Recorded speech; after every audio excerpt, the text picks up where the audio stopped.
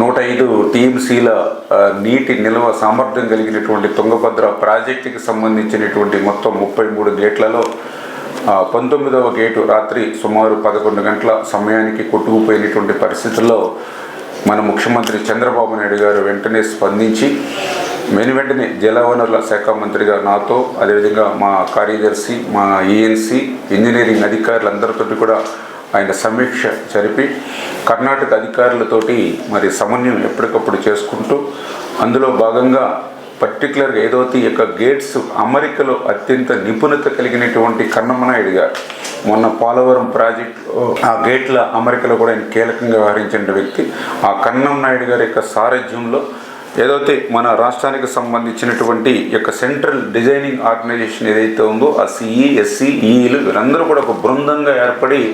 వెంటనే ఆ కొట్టుకుపోయినటువంటి గేట్కి పునర్నిర్మాణం చేయాలని చంద్రబాబు నాయుడు గారు ఇచ్చిన ఆదేశాలని ఇమ్మీడియట్లీ అమలు చేసుకుంటూ వస్తూ ఉన్నాం. ఏదైతే ఈ యొక్క తుంగభద్ర ప్రాజెక్టు పురాతన ప్రాజెక్టు కావడం వల్ల ఈ యొక్క గేట్కి ఇటువంటి సమస్య వచ్చినప్పుడు ఏదైతే స్టాప్ లాక్ గేట్స్ దీనికి ఆల్టర్నేటివ్ లేకపోవడం వల్ల ఈరోజు 30,000 క్యూసెక్కుల నీరు వరకు కూడా ఆ యొక్క కొట్టుకుపోయిన గేట్ నుంచి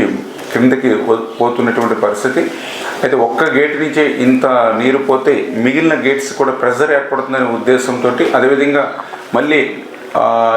కొట్టుకుపోయినటువంటి గేటు స్థానంలో మరొక గేటుని ఏర్పాటు చేయాలి కాబట్టి నీటిని కూడా తగ్గించాలనే ఉద్దేశంతో 90,000 క్యూసెక్కుల నీరు వరకు కూడా క్రిందకి వదులుతున్నామని చెప్పేసి సంబంధిత ప్రాజెక్టు అధికారులు కూడా చెప్పడం జరుగుతూ ఉంది. ఏదైతే ఈ యొక్క కొట్టుకుపోయినటువంటి గేటు సైజు చూస్తే 60 అడుగులు ఇంటూ 20 అడుగులు. అయితే అంత గేట్ని మనం ఇమీడియట్లీ స్టాప్ లాక్ గేట్గా మనం తయారు చేసి పెట్టలేము కాబట్టి దాన్ని ఇప్పుడు 60 ఇంటూ 4 అడుగులు అంటే 5 గేట్లుగా చేసి ఆ స్టాప్ లాక్ గేట్స్గా దాన్ని ఆల్టర్నేటివ్గా అరేంజ్ చేసి కంట్రోల్ చేస్తామని చెప్పేసి అధికారులు చెప్పడం జరిగింది. దీనివల్ల ప్రస్తుతానికి అంతగా, ఎందుకంటే ఏదైతే క్రింద ఈ ప్రాజెక్టుకి క్రింద ఉన్నటువంటి ఏదైతే కర్నూలు, కడప, అనంతపూర్ అంటే ఏదైతే హై లెవెల్ కెనాలు, లో లెవెల్ కెనాలు, కేసీ కెనాల్కి సంబంధించిన ఆయకట్లు ఏవైతే ఉన్నాయో ఇమ్మీడియట్లీ ఇప్పుడు అంత వాటర్ ఇబ్బంది అయితే ఉండదు. ఎందుకంటే ఏదైతే దీని యొక్క తుంగభద్ర ఫుల్ కెపాసిటీ 1633 అడుగుల వరకు, కానీ దీని యొక్క కెనాల్స్ చూసినట్లయితే 1585 లెవెల్కే కెనాల్స్కి వాటర్ వెళ్తుంది కాబట్టి ప్రస్తుతానికైతే త్రాగునీరుకి కానీ సాగునీరుకి కానీ మనకున్నటువంటి జిల్లాలకి సమస్య లేకపోయినప్పటికీ ఈ యొక్క నీటిని నిల్వ చేసుకునేటువంటి సామర్థ్యం తగ్గిపోతుంది కాబట్టి, అంటే 105 టీఎంసీల నుంచి 50-40 టీఎంసీలకు వచ్చేస్తుంది కాబట్టి ఫ్యూచర్లో ప్రాబ్లం వస్తుంది కాబట్టి ఈ స్టాప్ లాక్ గేట్స్ ఏవైతే ఉన్నాయో ఇది ఒక 2-3 డేస్లోనే ఇది కంప్లీట్ చేసుకుని రేపు ఫోర్కాస్ట్ కూడా చూస్తే ఆగస్టు 15 తర్వాత మళ్ళీ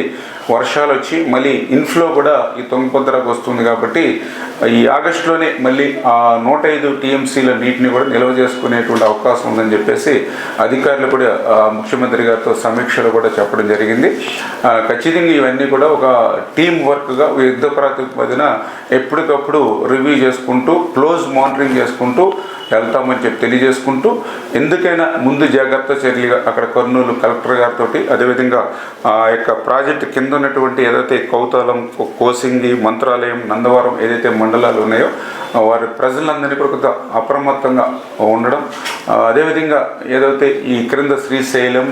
నాగార్జున సాగర్, పులిచింతల అంటే ప్రస్తుతానికి ఏ ఇబ్బంది లేకపోయినప్పటికీ కూడా అప్రమత్తంగా ఉండమని అక్కడ ఉండేటువంటి ప్రజలు కానీ ఇక్కడ ఉండేటువంటి డ్యాములకు సంబంధించిన అధికారులను కూడా హెచ్చరించడం లేదు.